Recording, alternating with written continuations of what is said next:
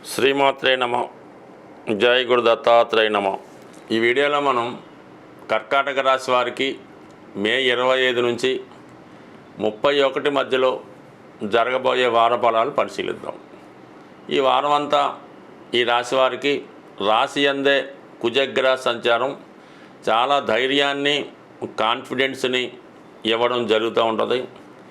ఏదైనా మీరు తలపెట్టిన పని చాలా వరకు ఎవరి సహకారం లేకుండా మీరే సక్సెస్ఫుల్గా నిర్వహించుకునే అవకాశం ఉంటుంది. చాలా వరకు గతంలో మీరు ఏదైనా పని ఇతరుల మీద ఆధారపడినప్పుడు అది చివరి నిమిషంలో వాయిదా పడడం కానీ, వాళ్ళు మనస్ఫూర్తిగా ఆ పని చెయ్యలేకపోవడం వల్ల ఆ పనులు ఆగిపోవడం కానీ జరుగుతూ ఉంటాయి సాధారణంగా ఈ కర్కాటక రాశి వారికి. అయితే ఇప్పుడు ఈ వారంలో మీరు కుజుడు స్వక్షేత్రం నుంచి చతుర్థ స్థానంలోను, ఒక పక్క నుంచి 9వ స్థానంలోను కర్కాటక రాశిలో సంచారం చేయడం వల్ల అది కుజుడికి సహజంగా నీచ రాశి అయినప్పటికీ కూడా సామర్థ్యం విషయంలో చాలా వరకు ఈ కర్కాటక రాశిలో కుజుడు చాలా బలవంతుడై ఉండడం జరుగుతుంది. ఎందుకంటే అది ఇతనికి మిత్రస్థానం అవటం వల్ల తన సొంత స్థానం నుంచి కేంద్ర కోణాలు రూపంలో అక్కడ ఉంటాడనమాట. అందుకని మీరు ఇప్పుడు చేసే ఉద్యోగ ప్రయత్నాలు 100% చాలా వరకు ఫలిస్తాయి. ఎందుకంటే కుజుడు ఈ రాశి వారికి దశమస్థానంలో దిగ్బలుడై ఉంటాడు. పైపెచ్చు స్వక్షేత్రం కాబట్టి మీరు ఎటువంటి వృత్తిలో ఎటువంటి ప్రయత్నం చేసినా కూడా కంపల్సరీగా అది ఫలిస్తుంది.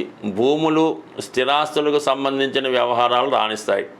అయితే అది మీరు ఏదైనా పోలీస్ డిపార్ట్మెంట్ సంబంధించిన ఉద్యోగాల్లో కానీ, రియల్ ఎస్టేట్ సంబంధించినటువంటి మార్కెటింగ్ వ్యవహారాల్లో కానీ ఉన్నా సరే మీకు విజయం కంపల్సరీగా రావడం జరుగుతుంటుంది. మరో రూపంలో పంచమాధిపతిగా రాశి అందు ఉండడం వల్ల మీలో ఉన్నటువంటి టాలెంట్కి తగిన గుర్తింపు కూడా రావడం జరుగుతూ ఉంటుంది.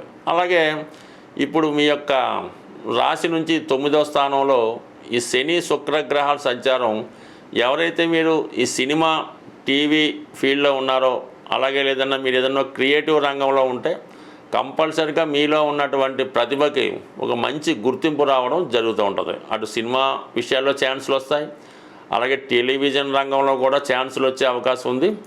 ఏదైనా కర్కాటక రాశి వారికి ఈ యాక్టింగు, సినిమా ఫీల్డ్ బాగా రాణించడం జరుగుతూ ఉంటుంది.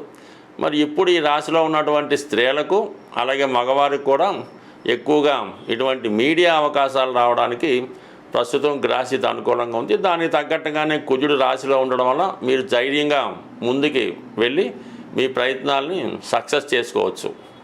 ఇక లాభస్థానంలో 2 గ్రహాల సంచారం, అది ధనాధిపతిగా ఉన్నటువంటి రవి లాభస్థానంలో ఉంటూ బుధగ్రహంతో కలిసి ఉన్నారు. సాధారణంగా ఒక గ్రహం 11వ స్థానంలో ఉన్నప్పుడు తన కార్యక్రమాల ద్వారా తన యొక్క లాభాన్ని ఇవ్వడం జరుగుతుంటుంది. 2 గ్రహాలు కలిసినప్పుడు అవి మిత్రగ్రహాలు అయితే అవి 1కి 10 రెట్లు ఫలితాన్ని ఇవ్వడం జరుగుతూ ఉంటుంది. ఇది విద్యార్థులకి స్కాలర్షిప్ రూపంలో వస్తుంది. మిగతా వారికి ప్రభుత్వ పథకాలు మీకు అనుకూలంగా ఉంటాయి. అలాగే మీరు ఏదైనా ఒక ప్రభుత్వంలో రుణం కోసం ప్రయత్నం చేస్తున్నా, ఒక ప్రభుత్వ పదవి కోసమో లేదంటే ఏదో గవర్నమెంట్ సర్వీస్ కోసం ప్రయత్నం చేస్తుంటే ఈ సమయంలో అవి మీకు సక్సెస్ అయ్యే అవకాశం ఉంది. అలాగే గవర్నమెంట్ అధికారులు కానీ, రాజకీయ నాయకులు కానీ మీకు అన్ని విధాల అండదండలుగా ఉంటుంది. సో ఏదైనా ఎవరి జన్మ జాతకంలో అయినా రవి 11వ స్థానంలో ఉంటే జాతకంలో ఉన్నటువంటి అన్ని దోషాలు సాల్వ్ అవుతాయి. మరి గోచార రీత్యా రవి లాభస్థానంలో ఉన్నప్పుడు ఇంచుమించు ఏ గ్రహం ఎక్కడ ఉన్నప్పటికీ కూడా అన్ని గ్రహాలు కూడా జాతకుడికి సహకరించే విధంగానే ఉండడం జరుగుతుంటుంది. కాబట్టి ఈ రాశివారికి ఈ వారం అంతా ఉన్నటువంటి రవి బలం చేపట్టిన ప్రతి పనిలో విజయం చేకూర్చే అవకాశం ఉంటుంది. అయితే ఈ వారం గ్రహాలన్నీ కూడా రాహు కేతువుల మధ్య ఉండిపోవడం వల్ల పర్టికులర్గా ఈ రాశి వారికి ఏమైందంటే 2, 8 స్థానాల మధ్య ఈ రాహు కేతువులు ఉండడం జరిగింది. కాబట్టి చాలా సందర్భాల్లో ఈ కుటుంబ విషయాల్లో మీ మాటకు తగిన విలువ ఇవ్వకపోవడం జరుగుతుంటుంది. అలాగే ఎప్పుడో జరిగిపోయినటువంటి ఇబ్బందులు, చిన్న చిన్న పొరపాట్లు ఇప్పుడు బయటకు వచ్చే అవకాశం ఉంటుంది ఈ కాలసర్పదోష ప్రభావం వల్ల. అలాగే వైవాహిక జీవితంలో భార్యాభర్తల మధ్య చిన్న చిన్న సమస్యలు, ఇతరుల ప్రమేయం వల్ల కొన్ని ఇబ్బందులు కూడా వచ్చే అవకాశం ఉంది. కాబట్టి ఈ వారం వరకు మీరు ఇప్పుడు చెప్తున్నటువంటి రెమెడీ చేసుకోవడం వల్ల ఈ విధంగా అటు ఆర్థిక పరంగా కుటుంబపరంగా వైవాహిక జీవితంలో ఉన్నటువంటి సమస్యలు చాలా వరకు సమసిపోయే అవకాశం ఉంటుంది. స్వస్తి. పర్టికులర్గా ఈ వారం ఏర్పడినటువంటి గోచారరీత్యా ఏర్పడినటువంటి కాలసర్ప దోష ప్రభావం వల్ల వివిధ రాశుల వారికి వస్తున్నటువంటి ఇబ్బందులు తొలగాలంటే ఈ రాహు కేతు గ్రహాలకి పరిహారం చేసుకోవాల్సి ఉంటుంది. అవకాశం ఉన్నవాళ్ళు లోకల్గా చేస్తున్నటువంటి దేవాలయాల్లో రాహు కేతువులకి పూజా విధానం ద్వారా పరిష్కారం జరుగుతూ ఉంటుంది. అది శ్రీకాళహస్తి లాంటి దేవాలయం అవ్వచ్చు, మన హైదరాబాద్లో వినాయకుడి యొక్క ఆలయాల్లో ఈ విధమైనటువంటి చర్య అంటే ఈ విధమైన పూజ చేయడం జరుగుతూ ఉంటుంది. అది కుదరని వాళ్ళు ఏంటంటే పర్టికులర్గా మరి విఘ్నేశ్వరుడు యొక్క ఆలయంలో వినాయకుడికి గణపతి హోమం చేసుకోవచ్చు, గరికతో అర్చన చేసుకోవచ్చు. లేదంటే ఒక 700 గ్రాములు ఎండు ఖర్జూరం తీసుకోవడం, స్వామివారికి నైవేద్యంగా సమర్పించి ఆ ఎండు ఖర్జూరాన్ని అక్కడ ఉన్నటువంటి భక్తులకి పంచిపెట్టడం వల్ల కేతుగ్రహ అనుగ్రహం లభిస్తూ ఉంటుంది. అలాగే ఏంటంటే ఈ డ్రై ఫ్రూట్స్కి కూడా కేతు కారణం అవుతుంటాడు. ఈ డ్రై ఫ్రూట్స్ పంచిపెట్టడం వల్ల, అలాగే అక్కడ ఉన్నటువంటి ఏ టెంపుల్లో ఉన్నటువంటి సన్యాసులు సాధువులు లాంటి వారు కాషాయ డ్రెస్ చేసుకొని ఎవరైతే ఉంటారో వాళ్ళకి ఈ ఎండు ఖర్జూరం ఒక 5 రూపాయల కాయిన్ పంచిపెట్టడం వల్ల, అలాగే విఘ్నేశ్వరుడికి ఉండ్రాళ్ళతో హోమం చేయడం వల్ల కేతుగ్రహ సహకారం లభిస్తుంది.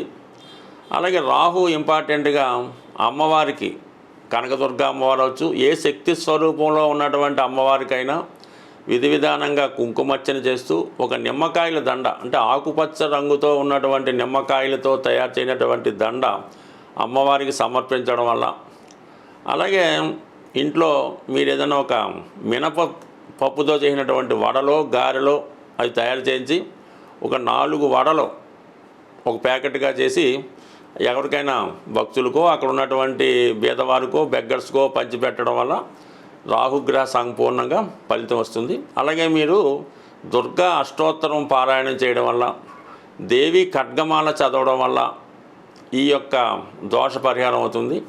అలాగే ఈ రాహు కేతువులు మీకు అనుకూలంగా మారాలంటే ఏదైనా ఒక మంగళవారం అంటే వారంతో నిమిత్తం అయితే లేదు, ఏదైనా అమ్మవారి టెంపుల్లో గుమ్మడికాయ, తిని గుమ్మడికాయ అంటారు, తీపి గుమ్మడికాయ అంటారు, ఆ గుమ్మడికాయ సమర్పించడం వల్ల మీకు ఈ రాహుగ్రహ అనుగ్రహం లభిస్తూ ఉంటుంది.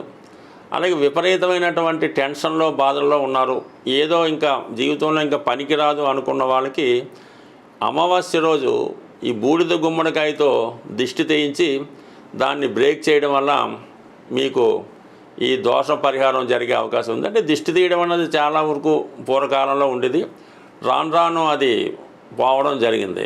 ఇప్పుడు కూడా ఈ రాహు కేతు దోషాలకి ఈ విధంగా బూడిద గుమ్మడికాయతో కానీ, నిమ్మకాయతో కానీ, అలాగే ఎండుమిరపకాయలతో కానీ, ఉప్పుతో కానీ దిష్టి తీసి దాన్ని పొయ్యిలో వేయడమో ఇలా రకరకాల చర్యలు ఉన్నాయి.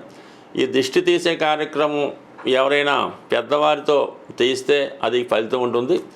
ఎవరైతే మీకు దిష్టి తీస్తారో వాళ్ళకి ఏదో విధంగా ఒక గిఫ్ట్ లాంటిది ధన రూపంలోనో వస్తు రూపంలోనో తిని రూపంలో ఇవ్వడం వల్ల ఆ ఫలితం కూడా మీకు వచ్చే అవకాశం ఉంటుంది. కాబట్టి ఇది కూడా ఒక చర్య. ఏదేమైనా రాహు కేతువులు చిన్న చిన్న పరిహారంతో సంతృప్తి చెంది మీ మీద ఉన్నటువంటి నెగిటివ్ ఎనర్జీ తొలగించి మిమ్మల్ని పాజిటివ్ వైపు ప్రయాణించే విధంగా చేస్తారు. మీ జీవితంలో మీ జాతకంలో ఉన్నటువంటి అదృష్ట యోగాలు అంటే శుక్రుడు కానీ గురువు కానీ మంచి ఫలితం ఇవ్వాలంటే కంపల్సరీగా రాహు కేతువులకి పరిహారం చేసుకుంటే ఆ 2 గ్రహాలు మీకు మంచి ఫలితాలు ఇచ్చి ఐశ్వర్యవంతులుగా మారే అవకాశం ఉంటుంది. స్వస్తి.